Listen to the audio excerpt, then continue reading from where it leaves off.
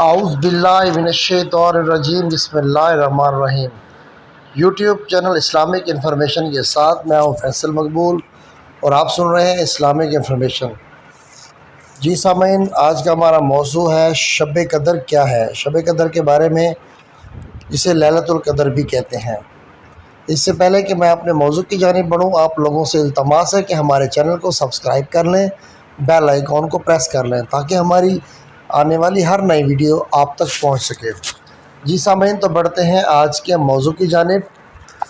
شب قدر کیا ہے اور شب قدر کہلائے جانے کی وجہ کیا ہے اور شب قدر میں ہم لوگوں کو کیا کرنا چاہیے، تو اس کے بارے میں آپ کو تھوڑا سا بتائیں گے۔ جس طرح ماہ رمضان المبارک کو سال کے دوسرے مہینوں پر ایک خصوصی فضیلت اور شرافت حاصل ہے جو دوسرے مہینوں کو حاصل نہیں، اسی طرح سال کی تمام راتوں میں شب قدر کو وہ فضیلت و کرامات حاصل ہیں جس سے دوسری راتیں خالی ہیں۔ ماہ رمضان کی فضیلت اور شب قدر کی عزت و شرافت کے لیے یہ کیا کچھ کم ہے کہ حق تعالیٰ نے قرآن کریم کو نازل فرمانے کے لیے اسی شب کا انتخاب فرمایا۔ حضرت ابن عباس رضی اللہ تعالیٰ عنہ فرماتے ہیں، جبرائیل علیہ السلام شب قدر میں قرآن کریم کو لوح محفوظ سے آسمان دنیا پر بیت العزت تک اکٹھا کر کے اترنے اور جبرائیل نے دوسرے فرشتوں کو اس کی املاح کرائی۔ پھر جبرائیل 30 سال کے عرصے میں تھوڑا تھوڑا لے کر حضور صلی اللہ علیہ وآلہ وسلم پر نازل ہوتے رہے۔ امام شبیب فرماتے ہیں کہ جس طرح قرآن کریم لوح محفوظ سے سما دنیا تک لیلۃ القدر میں نازل ہوا، اسی طرح سما دنیا سے حضور صلی اللہ علیہ وآلہ وسلم پر وحی قرآن کی ابتدا میں لیلۃ القدر ہی میں ہوئی۔ چنانچہ انہوں نے انا انزلنا فی لیلۃ المبارکۃ کی تفسیر انا ابتدانا انزلنا فی لیلۃ القدر سے کی ہے۔ شب قدر کیا ہے؟ لیلۃ القدر یا شب قدر در حقیقت اس رات کا نام ہے جس میں اللہ تعالیٰ کی جانب سے آئندہ سال کی شب قدر تک کے تمام مقدرات اور مخلوق کے حق میں ہونے والے رزق، موت و حیات کے متعلق جمیع فیصلے فرشتوں کے سپرد کر دیے جاتے ہیں۔ اسی بنا پر اس رات کو لیلۃ الحکم اور لیلۃ القدر بھی کہا جاتا ہے۔ اس کا یہ مطلب نہیں کہ تقدیر خلائق کا فیصلہ ہی اس شب میں کیا جاتا ہے، بلکہ وحیات، قدریات اور فیصلے جو ازل میں اللہ تعالیٰ مخلوق کے بارے میں صادر فرما چکے ہیں اور جو لوح محفوظ میں پہلے سے لکھے ہوئے ہیں، اس شب میں ان کی نقل ملائکہ کے حوالے کر دی جاتی ہے تاکہ وہ اس پر نافذ کریں۔ چنانچہ علامہ الوسی فرماتے ہیں، مقصود یہ ہے کہ اللہ تعالیٰ کی تقدیرات امور کو ان ملائکہ کے سامنے ظاہر کر دیا جاتا ہے جو وجود میں آنے والے واقعات پر مقرر کیے گئے ہیں، ورنہ ان اشیاء کو اللہ تعالیٰ کا مقدر فرمانا تو ازلی ہے جو آسمان و زمین کی پیدائش سے قبل ہو چکا ہے۔ حضرت ابن عباس فرماتے ہیں، لوح محفوظ سے اس شب میں رزق، باری، موت، زندگی، یہاں تک کہ حاجیوں کی تعداد نقل کر کے ملائکہ کو دی جاتی ہے۔ حضرت ابن عباس رضی اللہ تعالیٰ عنہ کی ایک دوسری روایت سے معلوم ہوتا ہے کہ قضاء و قدر تو شعبان کی 15ویں شب کو ہوتی ہے، لیکن متعلقہ فرشتوں کی ذمہ داری لیلۃ القدر میں سپرد کی جاتی ہے۔ چنانچہ وہ فرماتے ہیں، بے شک اللہ تعالیٰ معاملات کا تصفیہ شعبان کی 15ویں شب میں کر دیتے ہیں اور ان کے ذمہ داریوں کو شب قدر میں سپرد کرتے ہیں۔ علامہ الوسی نے بعض اہل علم کو قول نقل کیا ہے کہ دراصل یہ 3 علیحدہ علیحدہ امور ہیں۔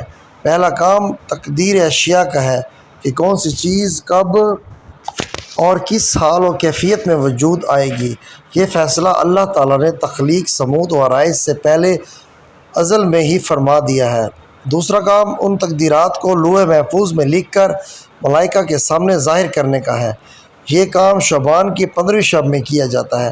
اور تیسرا کام متعلقہ فرشتوں کو ان کی ذمہ داریاں سونپنے جانے کا ہے، اس کی تکمیل لیلۃ القدر میں ہوتی ہے۔ ملائکہ مدبرات، حضرت مجاہد رضی اللہ تعالیٰ عنہ فرماتے ہیں کہ جن ملائکہ مدبرات کو ان شب میں تنقید احکام کی ذمہ داری سونپی جاتی ہے وہ 4 ہیں۔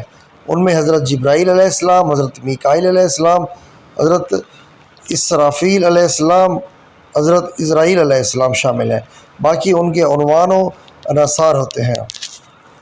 جی سامعین، شب قدر کہلائے جانے کی وجہ اب آپ کو بتائیں گے۔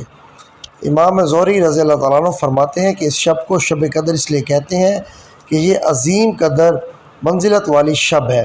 شیخ ابو بکر ورائس رضی اللہ تعالیٰ عنہ فرماتے ہیں کہ اس شب میں عبادت و ذکر کی وجہ سے بے عزت و بے قدر لوگ بھی قدر و مزمل مزلیت حاصل کر لیتے ہیں، اس لیے اس کو شب قدر کہا جاتا ہے۔